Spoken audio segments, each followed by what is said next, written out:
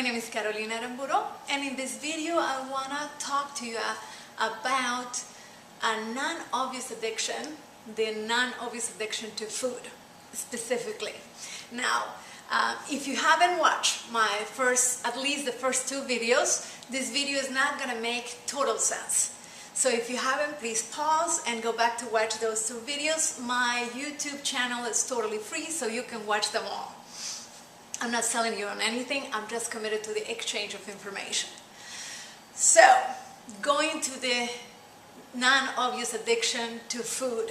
First of all, I found that that's one of the biggest addictions.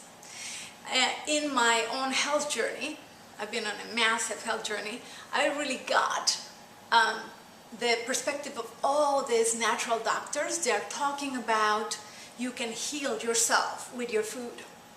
First of all, that's very good news. If we could help our body heal itself, right? So what if my body can heal itself and I can do it through something as natural as food? That's very, very good news.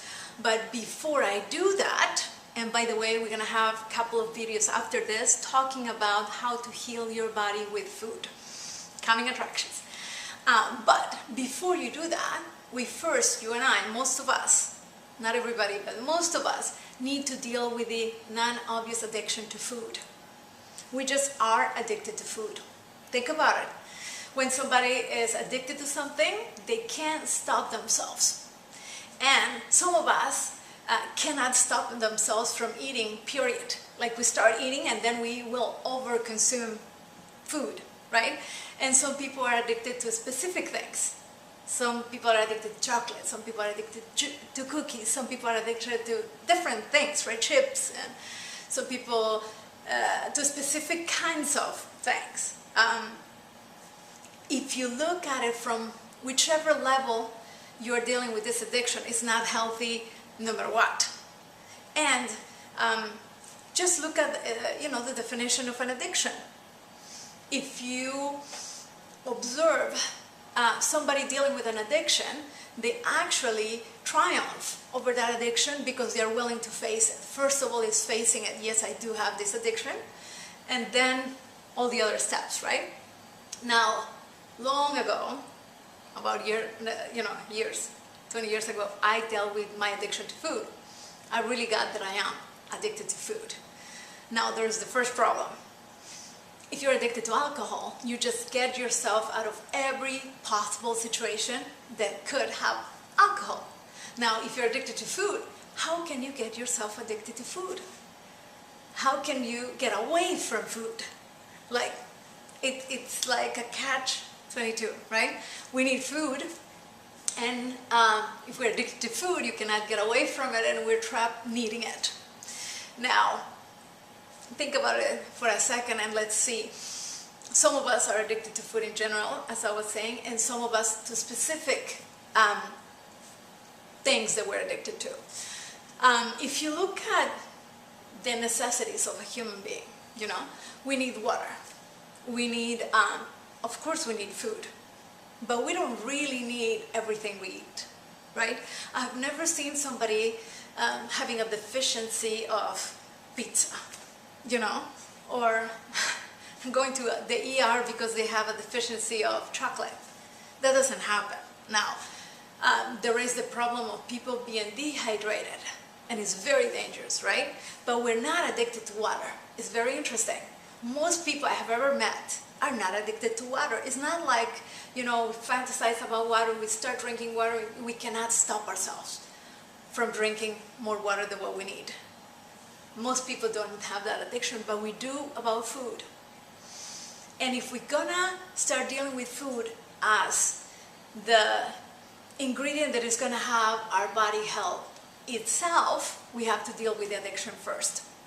Now, the bad news is that it's all around you and all the time, and there's no way to get away from it. Another bad news is that it's very accepted, the addiction to food, because we all have it. Nobody looks at anybody in any kind of not positive way when we're addicted to certain foods. Now, the good news about it is that once you start dealing with it, there is things that can make a major difference. Very simple things. So, first of all, you can test this out. I used to not believe it, and now I do. You can get away from eating that thing that you're addicted to for a while. Like if you're addicted to chocolate, you know, there was a point in my life that I was addicted to chocolate. And I stopped eating chocolate for 6 to 8 months. Now don't worry, it's not like stopping chocolate forever. But just stop it for 6 to 8 months, really. Like really don't touch chocolate. And in all that time, you will get used to not craving chocolate. And you will get to the point that your body doesn't crave chocolate at all. It was like that for me in the end. I didn't crave it at all. And then what's more interesting is when I started eating a little bit of chocolate after completing my 6-8 months, it didn't taste as amazing as before. Of course it's great chocolate, but it's not like unbelievable like it was before. So you absolutely can transform that difficult area of the addiction to particular kind of food or to food in general if you're willing to practice relating to that addiction in a different way. In the first health proposal, I was suggesting that we can relate to our body as something to cherish because of its addictions rather than despite of the addictions. Now, if you apply that first proposal, you would cherish your body with its addictions and you will find a way to support it, even supporting the addictions, not like a bad thing, like something that this body needs. Like my body is addicted to chocolate. Okay, well, this is what I need to do to take care of this body so that the addiction is no longer an addiction, and once in a while I give it a little bit of chocolate and it can enjoy it without damaging my health. Try it on and see the difference that it makes. Please do give me your feedback. I love feedback, good or bad or indifferent. Under the video there is a link. There is where you can put all your comments and I would really appreciate it. I will talk to you in the next video and thank you for this opportunity.